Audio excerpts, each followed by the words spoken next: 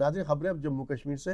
दिल्ली में Asian martial arts championship में हिस्सा लेने के बाद जब मार्शल आर्ट्स खिलाड़ी जम्मू कश्मीर वापस लौटे तो अवाम ने उनका बड़े जोश और खरोश के साथ इस्तकबाल किया। आपको बता दें कि जम्मू कश्मीर के 37 खिलाड़ियों की टीम इस मुकाबले में शिरकत के लिए नई दिल्ली गई थी, जिसमें 23 खिलाड़ियों ने तमगे जीते थे। खिलाड़ियों का कहना है कि चैंपियनशिप में तमाम खिलाड़ियों ने बेहतरीन खेल का मुजाहरा किया और मेडल हासिल करने में कामयाब रहे।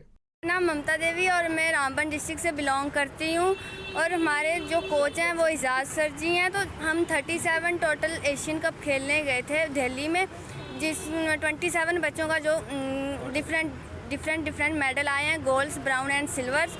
तो हमें एजाज सर जी ने ट्रेन किया था। जब ट्रेन करते हैं बच्चों को तो हमें अलग देते हैं, तो अच्छी फैसिलिटी भी नहीं है हमारे पास कि जो हमें जिस बच्चों से हमें ट्रेन किया जाए अलग जगह पे, या हम अलग जगह से अलग डिस्ट्रिक्ट से बिलोंग करते हैं, तो हम इकट्ठे होने में हमें तो थोड़ी सी प्रॉब्लम होती है। तो इसीलिए कि हमें ना अलग डिस्ट्रिक्ट में एक थोड़ी सी फैसिलिटी दी जाएगी जिसमें हम ट्रेनिंग कर सकें। मेरा नाम सानिया जहरा है और हम JNK से, और हमारी टीम गई थी दिल्ली एशियन कप खेलने और हम लगभग 37 बच्चे थे और 23 का मेडल है। और हम चाहते हैं कि हम आगे भी ऐसे गेम्स खेलें और अगली बार हमें वर्ल्ड कप के लिए इजिप्ट जाना है और हम चाहते हैं हमें उसके लिए बहुत अच्छी ट्रेनिंग दी जाए। हमारे साथ यहाँ हमारे कोच सईद मोहम्मद सर और मिस्टर एजाज सर मौजूद है, जिन्होंने हमें इसके लिए तैयार किया है और हमने बहुत मेहनत की है यहाँ पे आने के लिए और माशाल्लाह से मेरा भी गोल्ड निकला है। बच्चे गए थे यूनाइटेड मार्शल आर्ट फेडरेशन खेलने के लिए एशियन गेम्स से। हम इंडिया की तरफ से गए हैं, जम्मू एंड कश्मीर टीम लेके गए हैं खेलने के लिए। हमने वहाँ क्वालिफाइड अच्छा किया है, प्रोफाइल उधर अच्छी तरीके से दिखाया, मेडल सारे मेडल निकले हैं उन लोगों ने, बच्चों ने। गोल्ड मेडल्स है हमारा 23 मेडल है और सिल्वर है 12 मेडल है सिल्वर, और तीन है सिल्वर मेडल, ब्रांच मेडल है 3। और हमने काफ़ी अच्छा वहाँ रोल दिखाया बच्चों ने, उनने बहुत इंडिया का नाम रोशन किया है उधर से। हम उससे आगे भी इंडिया का नाम रोशन करेंगे। जम्मू कश्मीर का हमारा नाम हो गया बहुत अच्छी तरीके से। JKPDP चीफ के तर्जुमान सैयद सुहेल बुखारी ने JK रीऑर्गेनाइजेशन एक्ट में तरमीम के मौजू पर अपना रद्द-ए-अमल जाहिर किया।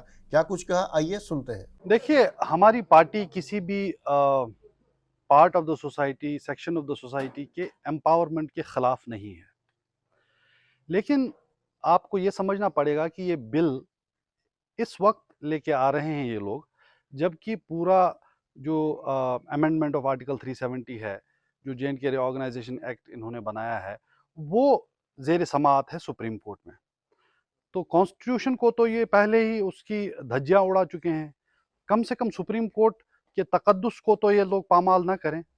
अब जब सुप्रीम कोर्ट में ये मसला ज़ेर बहस है, वहाँ से कोई फैसला आए, उसके बाद अगर ऐसे ही इक़दाम उठाने हों तो कम से कम वो यहाँ के जो लोगों के चुने हुए लोग हैं वो उठाएं। ऐसा नहीं है कि पहले लोगों को नॉमिनेट नहीं किया जाता था, इससे पहले भी कश्मीरी पंडित हों या बाकी लोग हों, उनको नॉमिनेट किया जाता था लेजिस्लेटिव काउंसिल के लिए। लेकिन वो जो नॉमिनेशन है वो यहाँ के अवाम के ज़रिए जो चुने हुए लोग थे, जो चुनी हुई सरकारें हैं, वो किया करती थी, न कि ये कि सेंटर में बैठ के बाहर से कोई और शख्स यहाँ आए, वो उनका नॉमिनी हो और वो किसी को नॉमिनेट करे। और ख़ुसूसन आप ये देख लीजिए कि इन तबकों की जो एम्पावरमेंट की बात है, कश्मीरी पंडितों का क्या हाल हुआ है इन 6 सालों में, जबकि डायरेक्टली गवर्नमेंट ऑफ इंडिया यहाँ पे एडमिनिस्टर कर रही है, वो मुझे लगता है हमें कहने की ज़रूरत नहीं, ख़ुद कश्मीरी पंडित उसकी डिटेल्स बता सकते हैं, उनके जो हाल हैं वो बता सकते हैं। इनका जो मुद्दा व मकसद है वो सिर्फ इतना है कि यहाँ फॉल्ट लाइन्स क्रिएट की जाएँ, लोगों को डिवाइड किया जाए, और ये सब सिर्फ इसलिए किया जा रहा है ताकि पॉलिटिकल ब्राउनी पॉइंट्स जो हैं वो सिक्योर कर पाएँ ये लोग। लेकिन हमारा, जैसे कि मैंने पहले ही कहा, कि ये पार्ट है JNK रीऑर्गेनाइजेशन एक्ट का, जिसको हम इलीगल और अनकॉन्स्टिट्यूशनल मानते हैं, और इस वक्त वो ज़ेर समाअत है सुप्रीम कोर्ट में। कुलगाम जिले के लागोपुरा ब्लॉक में दीनवी कांडी मार्ग के लोगों ने आज महकमा RDD के खिलाफ एहतजाज किया, जिसमें लोगों ने महकमे पर इल्ज़ाम आयद किया कि महकमे की जानिब से उन लोगों को IAY सैंक्शन किए गए हैं जो इसके मुस्तहिकीन नहीं हैं। अवाम की शिकायत है कि महकमे के मुलाजमीन ने उन लोगों के नाम इंदराज किए हैं जो ऊंचे रसूख वाले हैं। इलाके की अवाम ने कुलगाम के नायब कमिश्नर और ACD कुलगाम से मुतबाना गुजारिश की है वह इस मामले में ज़ाती मुदाखलत करें और इस मामले को हल करें।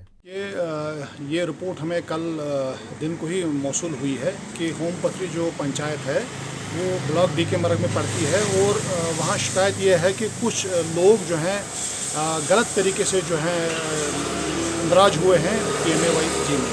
मगर मैं आपको बता देना चाहता हूँ और वसूख के साथ बता देना चाहता हूँ कि हमारी वेरिफिकेशन जो है लगभग 100% जो है करेक्ट है। अलबत्ता कुछ लोगों के ग्रीवियंसेस हैं।